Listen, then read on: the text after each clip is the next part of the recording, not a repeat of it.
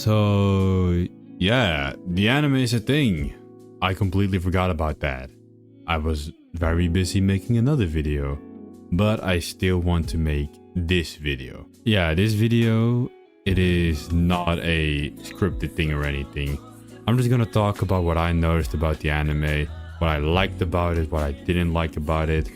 And this is not gonna be a I hate the anime rant for like 50 minutes. It might be at the end, but again, I've not scripted it and I don't have very strong feelings about it, good or bad, both ways. I'm kind of more chill about it, so if you want someone to hate on it, I guess that won't be me.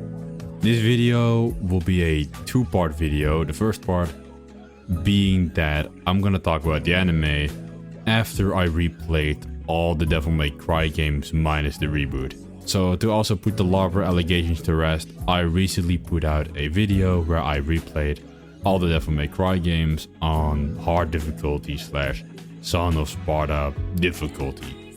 And after that, or after I was editing that, the anime was running and it came out. Which, you know, that is a thing that happened and I wanted to release it before the anime came out, but I wasn't fast enough. So yeah, that was rather unfortunate. So now I'm here talking inside my mind with the gallery version of Devil Trigger on, because again, not scripted, so let's get into it. Alright, the way I have this in mind, I'm gonna do this, I might edit it like a little bit, is I first want to talk about me as a person, because I haven't really done any sort of video like this ever, even on my streams or, you know, other YouTube channels that I had in the past. I never did this. So hi, I'm edanVA. As the name might imply, I do practice to be a voice actor every now and again by making the video about Devil May Cry, you know, writing a script, doing a voiceover. That's what I'm really aiming for doing, and maybe getting into acting as I do so.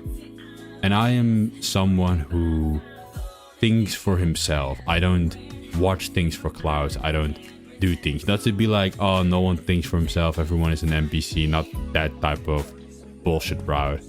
But more of that, if I didn't like the first season, I would have never watched the second season. I would just have not have done it. And in my opinion, if I can watch something, then that already kind of makes it like a 4, 5 out of 10. Just because if it was truly any lower than that, I just wouldn't have watched it or played it or interacted with it at all.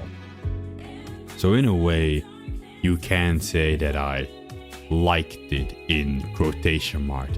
When I watched it, I didn't puke my guts out, for the most part at the very least. But I also saw the issues. I am not gonna glaze the show because Addy, what the fuck did you even do? Like, what was the vision? Sometimes I see it barely, but sometimes I'm like, what are you doing? So, spoiler alert, I guess, for the entire second season. Let's start with a global overview of it. The second season wasn't particularly better than the first one. I think it expanded on it in a way that made sense for the anime alone, but not really for a Devil May Cry show, which does make sense considering that it came out so fast, so most likely 2 seasons were already in the work and written. So yeah, that just makes sense from a production standpoint. I first want to talk about production, I guess. Let's go through the production. And I will down this hill. Animation, voice acting, you know, choreography for the most part. All of that was good. I'm not even gonna say that it isn't. Yes, I hate the story. Yes, I hate the characters somewhat. Yes, I hate the music choices for the most part, but let's be real, animations were good. Like Dante doing his thing, even though he lost every single fight. The Dante and Virgil fight. Virgil just going crazy. It was all very well animated. And if you disagree, watch season 3 of 7 Deadly Sins, or I think it was called Journey Beyond the End of Journey After the End, or Blue Lock season 2, and you will know what terrible animation can do to an anime. Like, production standard of the show was very up to quality. Was it what I wanted? No. No, it was not. But they did put time and effort into it, and I can appreciate that. However, just because I can appreciate that doesn't mean there are some issues. Which is the next one. The music. I don't really care about the music that much. Or care is a strong word. It is not my music. Making the DMZ video, I used most of the OSTs from the game, with a little bit of Persona music here and there for more condensed parts where I just have a lot of information. So I am a bit more familiar with the DMZ soundtrack as a whole, and to me, it is very much a hit or miss. The way Dante's theme song from 5, for example, is an absolute miss for me. It's not my type of music, it's not something I enjoy listening to. But Nero's Devil Trigger is a song that I do very much like. It is more my style, it goes more with what I do like to listen to. So for Addy to add these, what I am aware of, these 2000, early 2000 rock music, I mean, I don't recognize the songs personally, so I'm just like, they just used rock song number 5069 or some shit. However, what I do want to say about it is that even if I don't care for the choice of music that they went with, I do hate how much it was used, but also the audio mixing. Sometimes when Dante or Lady or Virgil or whatever, they would still talk mid-battle, and the music was just so fucking loud that you could not hear them talk. I had to read the subtitles, I had to turn on subtitles to even understand what they were saying. I just could not hear them. But it wasn't like the music was specifically loud. It was almost like the world around everything else became quieter. Because I had my TV when I watched it the same volume, and when they would talk with the music playing, it sounded almost like Dante and Virgil were quieter, and the music was the level of the volume previously before the music started. So yeah, Addy, first of all, just used the DMC soundtrack. Again, I listened to it a lot for the video, and it's a good soundtrack. There are many songs that have just as much of emotional impact as the songs you chose, maybe even more, and still don't have fucking lyrics and sound really weird. The only one I noticed that I really recognized was Virgil Put the Bodies to the Floor, I believe it's called. At least this very scene. And when I heard this, I was like, why? Like, what would make you see Virgil, see this scene, and you're like, yeah, I should play that song just because he's killing a lot of people. Like, why not make him do a judgment cut? I know I stuttered, but like, that would have been way cooler, but I'm gonna get into that when Virgil gets his time. That we'll get into that. Anything else overall? I mean, we have to talk story. What is bro even trying to tell? I feel like he did not get Davil May Cry at all. And not even for like the smaller details when it comes to like the plastic chair, for example, that they put it in. It was like, whatever. It was kind of funny, kind of not. I guess, why not? But also the things of like, why do the demons, or the Makaians as he likes to call them, why even have that whole thing? It's like, these demons, sometimes you want to be like, oh my god, they're refugees from another world, they just want to live in peace. But then the other demons that are strong, it's okay to kill them. And like Virgil being like, we must save these demons, and even the White Rabbit being like, we must save these demons. It didn't make sense. Like, what really made like a good demon from a bad demon, except from the fact that they were weak?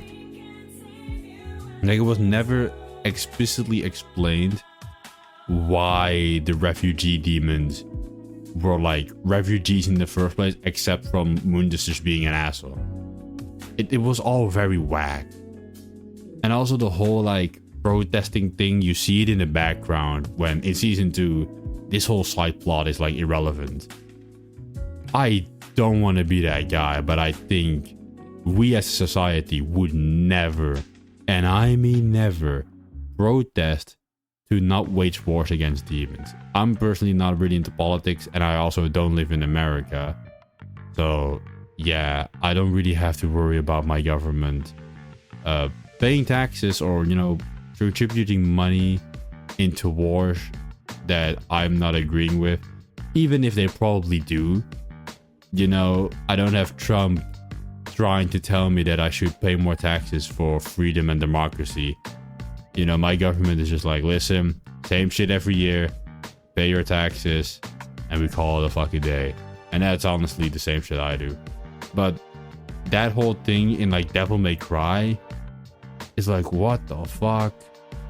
Like, I don't even know where I'm going with this. Like, why did you even conceive doing that, Addy? Like, what was the point behind it?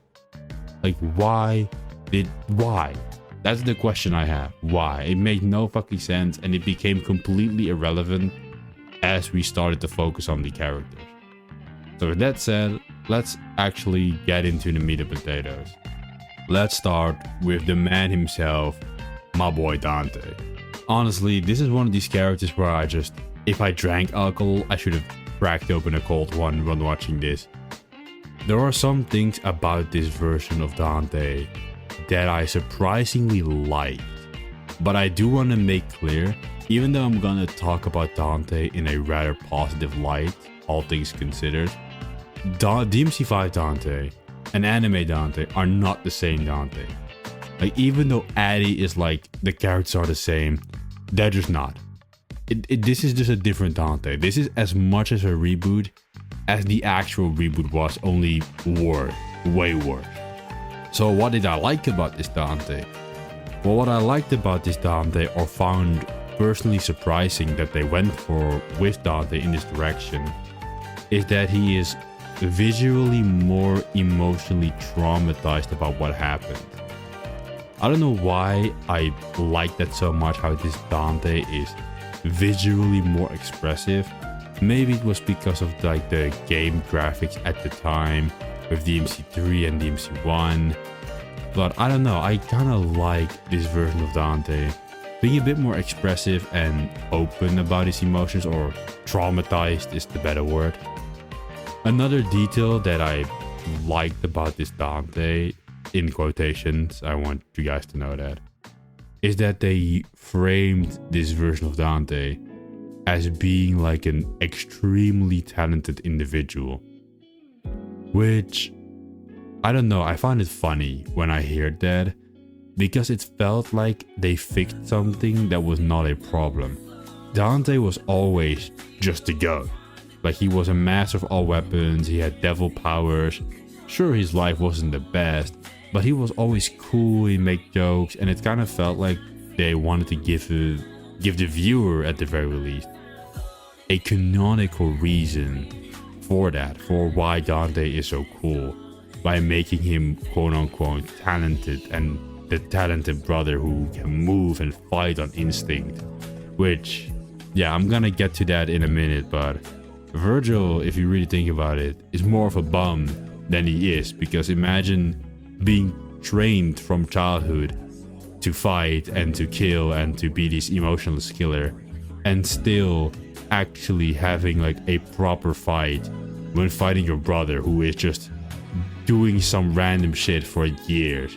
Like, that's just embarrassing, bro. But we're gonna get on that on Virgil. I have a lot to say about Virgil. So yeah, those were the things about Dante that I did like, and now I'm gonna defend him, I guess, because we're gonna get to the worst part of this entire show, the kissing scene. Now, I'm gonna give Dante, specifically Dante, a little bit of credit here. Lady not, Lady will get it, but Dante, or at least from Dante's perspective, it made some relative sense. Now, hold your horses, hold your horses. I know, even if I'm saying it, I just hate what I'm saying. But first of all, before I get into that, actually, I'm cutting myself off. I want to make massively clear, this kiss should not have happened. This shit was cringe. This shit was just, why was this a thing? It just felt like every boundary with Dante's and Lady's relationship was broken in that very moment. Because even if the shippers probably liked it, and I had a feeling it went to this direction, it just shouldn't have happened, man. It was always like, I think the shippers liked it because it was the forbidden love, but canonically, I never wanted to see this on the big screen. I always joked about it, but I never wanted to see it. But why do I say then it makes sense from Dante's perspective? Even though I fucking hate it and I never wanted to see the shit again, Dante's mind, or this version of Dante, is absolutely fucked up, and I thought it was hilarious. Like, Dante said this throughout the anime a lot of times with Enzo, that he didn't give a fuck if he knew Enzo was using him. He just wanted to know. He wanted people to be honest with him. And even with Virgil, he's like, I want to save Virgil. And Lady is like, he tried to kill you. Like, why would you want to do that? And Dante says like, if we were really trying to kill each other, like more than a few billies would have been coming down. But then that's not enough to justify it, I hear. But the second episode, I believe it was the second one, it is a entire episode, or half an episode, fully based on assessing Dante's psyche, like how Dante perceives the world and what his morals and values are. And Dante in this universe, in this version, he feels more like a child. Like, he wants to do the right thing, but he emotionally does not understand why or how to do the right thing. Like, you know when you're a kid and your mom tells you to not be naughty? But as a kid, you have no clue or no significance on what that really means. You just know not to be naughty. And Dante kind of feels the same, which, again, I don't like this version of Dante. 5 version of Dante or game version of Dante, he's my goat. But I did find this rather intriguing about him. And that's everything I'm about to say, or anything good about to say about Dante. Because honestly, it's way too much praise for this dude, because he's a bum. Like, yes, his character is sometimes kind of cool. In season 1, he was kind of cool, but this man has no fucking substance to him at all. Like, he's just a fraud. In season 1, he felt more like a tea kettle that he could only really fight when the water was boiling. If the water was... Like, Dante's power felt like a tea kettle. When he was not fighting, or when he was casually fighting, you know, the water was still, was not boiling. But when his devil powers came out, the water started to boil and his power started to rise. And although that was pretty cool at times, he would just get his ass beat. And then, you know, the water starts to boil, he starts getting his power up, and then he kicks the ass of the enemy. And then everything is good and well. But it's like, come on, Dante. You should already be like way stronger than 2/3 of all of these dudes combined. Like, what are you doing? Like, in the first season, I don't know if anyone noticed it, well, I did, is that each time Dante lost his sword, he would lose. Like, losing his sword and fighting barehanded was kind of like the condition for Dante to lose. It's like he's on the back foot because he doesn't have his weapon. Which is like, it felt so corny each time. It was like, oh yeah, Dante can fight with his weapon. And it didn't become better in season 2 because he didn't even win a single fight. He lost everything. Yes, he killed a lot of like NPC ass opponents, but every major fight he lost. He lost against Virgil twice under the like fucking bullshit thing of not really wanting to kill him. He lost to like the fucking harpy ladies. He lost so much. I cannot even think he won a single fight. It was just dramatic, honestly. Like, how can one man lose this much? And then still somehow be powerful enough to use his gun to shoot Argimax, but then be weak enough when he was in full Devil Trigger and not even like scratch him significantly. Like, how the fuck did that happen? So this Dante is just a fraud. Sure, I kind of like when he's not fighting because his psyche's kind of funny, and it's kind of hilarious to just see Addy struggle trying to fix a version of Dante that is absolutely broken. But other than that, Dante's just a failure. And I've been going on about Dante way too long, but honestly, this is probably where the praise ends for the rest of the video. From this point out, it's gonna be a hate fest through and through, so buckle up, boys, because I need to let the venom out. So now we get to Lady, and honestly, I only have bad things to say about her. There's not a single thing I like about Lady. Like, even the one thing that I do like, which is quite a controversial take, but I do like Lady's connection with her father more in this version rather than the game. But that's not even because Lady herself. That's because I always thought that like Argisex or Argisem, I think you say it, I don't remember, like Lady's dad, even in 3, bro was just a fraud. Like I always thought, like saw him as just a massive fraud. So I kind of like the way they did him in the anime more specifically than in the games. But that's just a me thing. Like genuinely, that's just a me thing. That's something anyone can disagree with. I don't really care. But other than that, Lady, what were you doing? Like, you were so fucking dumb. Like, in season 1, you were just like cursing all throughout, which honestly I did not even catch because I think we all curse a lot. But even then, I was like, fuck it. Demons are being blown up. She's cursed a lot, I guess. Fuck it. Some scenes I was like, Lady, could you not have thought that a bit normal without cursing? Like telling Sparta's backstory, like you could be serious about, you know, the dude who saved humanity, apparently, because, well, Addy may or may not is changing that in the anime, I don't know. Season 2 was alluding to some very ominous things, but hey. Yeah, other than that, Lady felt like such an emotional roller coaster. Season 1, she fucking hated his guts. Then she found like some demon civilians and started to trust him. But then she still followed orders and put this bro on ice, literally. And then how much time could have realistically passed between season 1 and season 2? Like, even if we give it like half a year, which I don't think that much time passed. I think it's like a week. That is not enough time for Lady to build like an infatuation with Dante, especially if you consider that bro is on ice. Like, she really fucking fabricated a whole ass love story in her mind, probably within like a week's time, with a dude she betrayed. Like, what the fuck? Why? How? How can that be? Like, that's not even bad writing. That is just not how humans work. I have never in my life like seen something that crazy. Even if people are like in love with criminals, that makes more sense than what the fuck Lady did. Like, how the fuck was that even possible? Even I'm swearing now. And to be honest, the kissing scene from Lady's perspective, it felt way too forced. Again, she pretty much built feelings from this dude out of thin fucking air. Like, nothing happened. There was no substance to it at all. What was the point? So yeah, Lady kissing Dante, and even making out with him, like allowing that with this whole love story thingy. Yeah, it was rough to watch. This was the only time I really had to pause.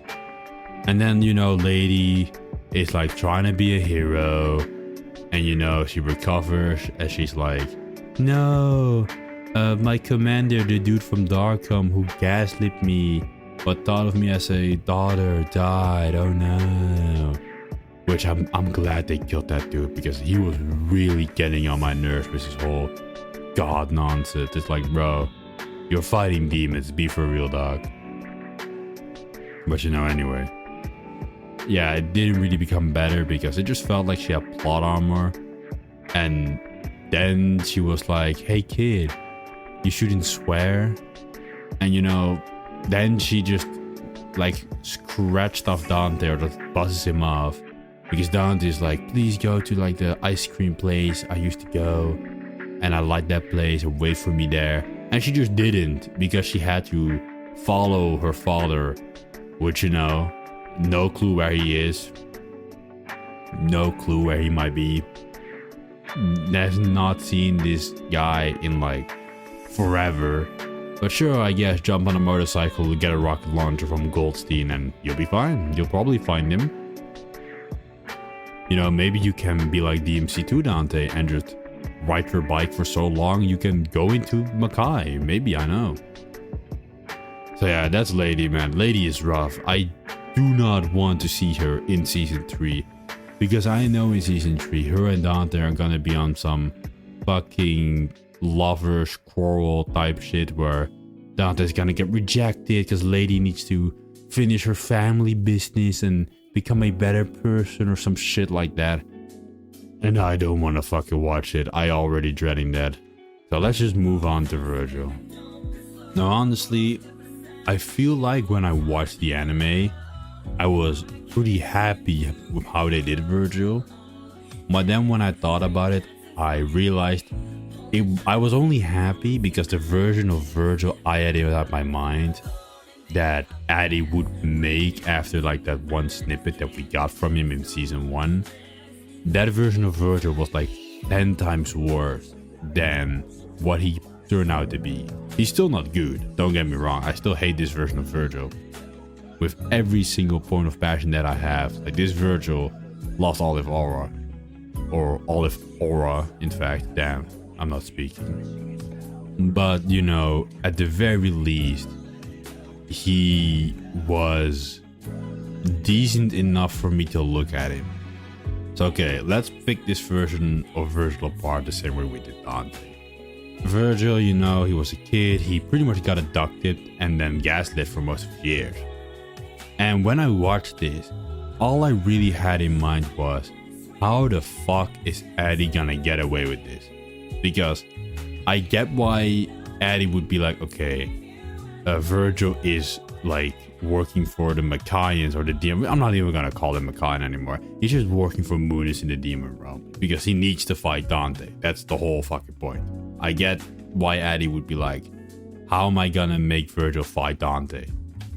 Throughout the show, I felt like Addy and everyone else knew that Virgil somehow had to still betray Mundus, but also be upset with Dante, but that the world would not allow it because, let's be real, fighting Dante and Mundus at the same time, or like being against both of them, is a fucking stupid ass decision, which I'm gonna get through Mundus and all the demons in a minute. But Virgil, like, what they even did to him was insane, because after he gets abducted, he goes, you know, he does some missions, he does some trading, and Mundus pretty much gaslits this dude in hating his mom, or being like, don't feel the pain, Virgil. Don't be afraid of the pain. You must not be afraid of getting hurt. Use the pain, because devils never cry. Yada yada yada. I'm Mundus. Yeah, that's my my Mundus impression. Stone Golem looking ass. But anyway, after being gaslit and, you know, cutting up some humans, he goes to a TV show and tries to spill the beans about the whole ruse with like the demon realm and shit, like on live television, which that was random, very random. And you know, then Dante and Virgil fight, which was pretty sick.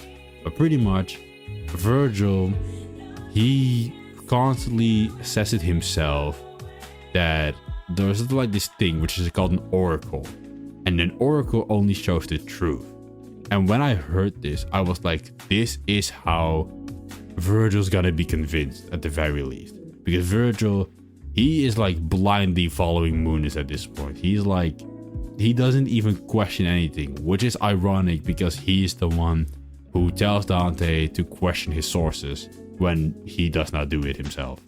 But anyway, after he gets manipulated again by the big villain from DMC2, which I'm not gonna touch upon because all I have to say about him is I liked him way more than I did in DMC2. I don't even remember DMC2 lore because it was an awful game. So moving on, Virgil pretty much is like, alright, I know the truth, but I'm not gonna accept it. It's like, brother, you said yourself that oracles don't lie. They show you explicitly the truth to the point you go insane. Why would you even deny it at this point? And then he fights Dante. He does some bullshit ass speech of like, I don't want Mundus. I hate Mundus. But I choose the demon realm. my home. And then he beats Dante's ass in the exact same way from Davil May Cry 5, the game, when they first meet, and in the flashback that they have. Which, it just felt like that whole sequence was just to be like, we have a beta Virgil, and we want to turn him into the cool Virgil, but we're gonna take like a massive detour to do it. So yeah, that did not go well at all. In fact, it just didn't. It was god awful. I even remember it, not fully of course, because it's been a hot minute since I watched it, and I'm getting to the point where I don't really know where I'm going with this. But even from my memory, I cannot even remember like a thing I actually liked about Virgil. Like genuinely, I was interested in Dante, and sure, I liked Dante and Virgil fighting, but their characters were like garbage. I never liked anything about them. It was never anything likable about Virgil, even as like a antagonistic force. He was just not a good antagonist because he did stupid shit, and he was not really a good protagonist in a way because he had barely any character development. Even with Addy, because this is something I noticed. I know what Addy's trying to do. I saw Sparta close to Demon Realm with like the tower from DMC3, and at the end, Virgil has the Yamato and the Forge Edge.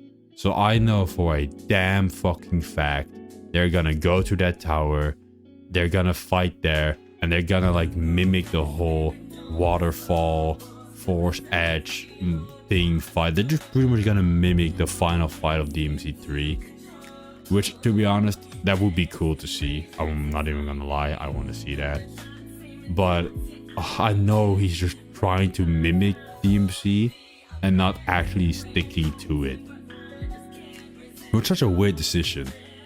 It's such a weird decision the way he does things. Because with Virgil, he sometimes, especially during the end, he takes things from Virgil like one to one. He takes the fight scene, where in 5, where he does like the parry thing, and Dante, he throws his sheath back at him. But even the line where Virgil questions Dante about, if our positions were switched, would you have my life and I yours?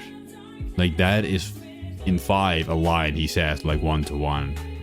But even that, it just didn't make sense. He felt like a former shell of what he could have been, just trying to mimic what he actually is, what he is in the games, how much aura he has, which he just doesn't have that in the anime at all. He feels like a brat that is just traumatized and doesn't want to admit that his entire life is a lie, but also does want to admit it, and it's like, I'm just gonna do my own thing. Yeah, it's weird. I don't even know where I'm going with this, because Virgil, he has season 3 to redeem himself. I highly doubt it. Alright, that was the hate train. Honestly, I don't even think I'm gonna edit this, because fuck, even I didn't know what I was talking about. Again, this is not scripted, so this is the raw, most Davil May Cry time of my life. Watched the anime, played all the games, tried to be bloody balanced, and failed miserably. Raw mind opinion from the memories. But there are some things I do want to point out that didn't really think had like a place in the video at all, because I really wanted to go through the characters and go to the story like bit by bit. So now that happened, these are some things I want to touch upon. Anime and outside anime. First, in the anime, there are a lot of like characters that I didn't recognize. For example, like the old man and the little girl. I don't remember these two, to be fair. I have no clue who these are. Are these like anime exclusives, or are these from some like manga or some comic? I didn't really touch upon the manga or the comics. I only played the games explicitly. Probably should have mentioned it in the beginning, but still, I want to know where they come from, because I felt like A bro was way too OP for no reason at all. And also, he just made the wrong choice. It might sound cruel, bro, but you were so close to destroying like one of the most powerful weapons ever. Honestly, your granddaughter could have kicked the bucket. I mean, think about it. He was like seconds away, probably. Like, he was very, very close. Like, why even? Like, he could have gotten away with destroying it, coming outside, and then being like, all right, I'll stop doing it. Get your daughter back, or send like a clone. He could have done something, 100%. Bro had so much up his sleeve. He could have done it. I believed in him. But you know, then he died. Another thing, the little girl. I'm kind of happy, to be honest, that Virgil didn't change because of her. Because Virgil was trapped in the demon world, or some other fucking dimension. And this little girl was too. And he starts talking to this girl. He's relatively gentle with her. He protects her. He has like a somewhat of a heart-to-heart to her. But then when they come out, Virgil fucking crashes out and he's like, your life is nothing. You have zero purpose. You should kill yourself now. And honestly, when like the heart-to-heart was happening, I was kind of scared because I was like, ain't no way they're gonna give like a cliche where Virgil wants to be a fucking father figure to this random girl he met. Like, I was scared for my life that they were gonna do that, but fortunately they didn't. He played a minor role, which was nice. Another thing that I want to touch upon is fighting style specifically. I think some people complain about Dante and Virgil not using like moves from the games, and personally, I agree and I don't. It is animation from video games, so you know, you cannot really make it a one-to-one, especially considering that Dante pulls weapons out of his ass, out of thin air. So, you know, you gotta take some artistic liberties. However, they could have done some things like very iconic moves, like Stinger, for example. They could have done Stinger easily. Or for Virgil, using his like summoned swords more often, and also Judgment Cut. Like, he didn't use a Judgment Cut. Why not? It's like his most signature attack. It's like the biggest fucking meme ever. It's anytime any character does something like it, people immediately link it to Virgil. It just doesn't make sense why they wouldn't. I don't even get why they wouldn't. It is literally his most iconic attack. Also, you had like some moments where like tasers hurts Virgil, and like normal bullets or like anti-demon rounds that like hurt Dante and shit like that. Honestly, I am for and against it. I get why they do it, because, well, you need some form of like tension, but also they go out of their way to be like, yes, we designed these special anti-demon bullets to shoot Virgil with, and then don't shoot Virgil with them at all. Like, he's standing still, he is a fucking sitting duck, and they just didn't shoot him. I mean, they never explicitly say to take him in alive, which would have made sense why they didn't shoot him, but I mean, they didn't. They just didn't fucking shot bro for whatever fucking reason. So yeah, those were things where I was like, why even fucking bother at this point? Like, bro has demon powers. Activate your demon powers and fucking annihilate them all. And honestly, that was kind of it. Those were a bit of random details. Some things I liked about the anime, some things I didn't like about the anime. Honestly, comment down below what you liked or didn't like about the anime. But if I want to leave you guys with anything, if you even made it this far, it is to hate respectfully. At the end of the day, it is a piece of media. Not everyone has played Davil May Cry.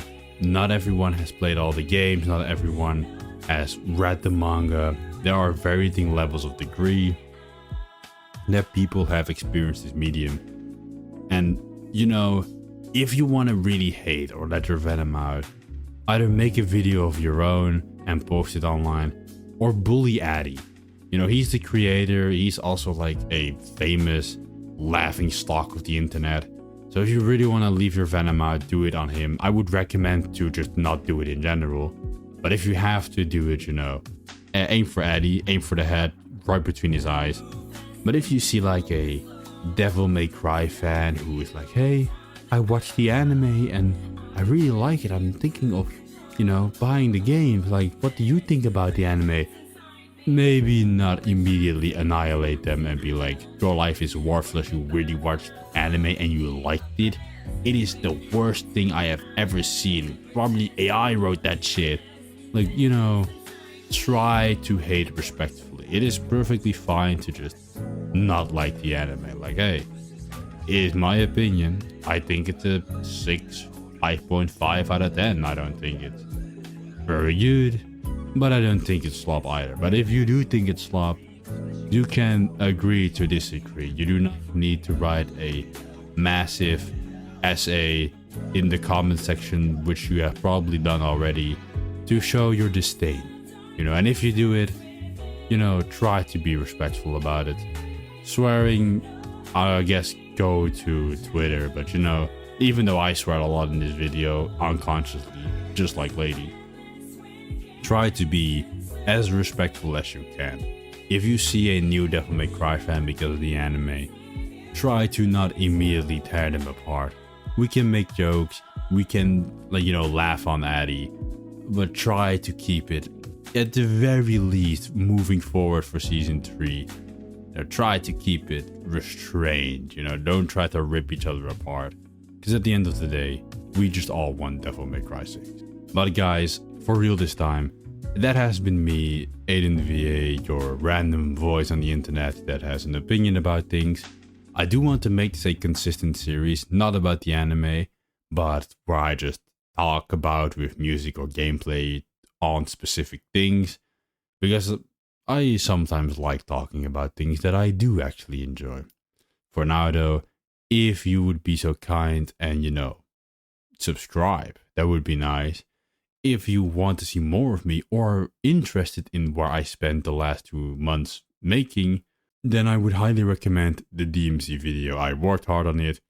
It could have been better, but hey, I had to be happy with something and I am still proud of it, even though I wanted to do more.